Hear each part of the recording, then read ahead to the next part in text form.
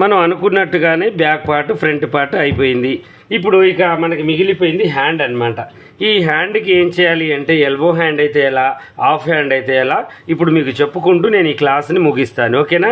ఇప్పుడు ఇది చూడండి, ఇలా మనం డబల్గా ఫోల్డ్ చేసాము. ఓపెన్ పార్ట్ని ప్లస్ జాయింట్ పార్ట్ని రెండు కలిపేసి ఈ హెచ్చు తగ్గింపులను నేను కరెక్ట్గా ఇలా తీసేసాను అనమాట. తీసేసిన తర్వాత ఇప్పుడు ఈ ఆది బ్లౌజ్ని తీసుకొని చాలా చక్కగా చూడండి ఇలా వేసేసాను. ఇలా చూడండి, థ్రెడ్ పైపింగ్ అయితేనేమో పర్ఫెక్ట్గా ఇలా పెట్టేసి కొంచెమే పావించి మందమే మనం ఖర్చు అనేది పెట్టుకొని కరెక్ట్గా ఇది ఎంత బారుందో అంత ఖర్చు మనం పెట్టేసుకోవాలి. తర్వాతకి ఇది లూజ్ పెట్టుకోవాలి, తర్వాతకి ఈ లూజ్ కూడా పెట్టుకోవాలి, ఖర్చు కూడా కలుపుకోవాలి. ఇప్పుడు ఈ హ్యాండ్ అనేది మనకి హాఫ్ హ్యాండ్ అంటారు. దీన్ని కొంచెం ఖర్చులు కలుపుకొని కొద్దిగా ఇలా మనం డ్రాప్ చేసుకోవాలి.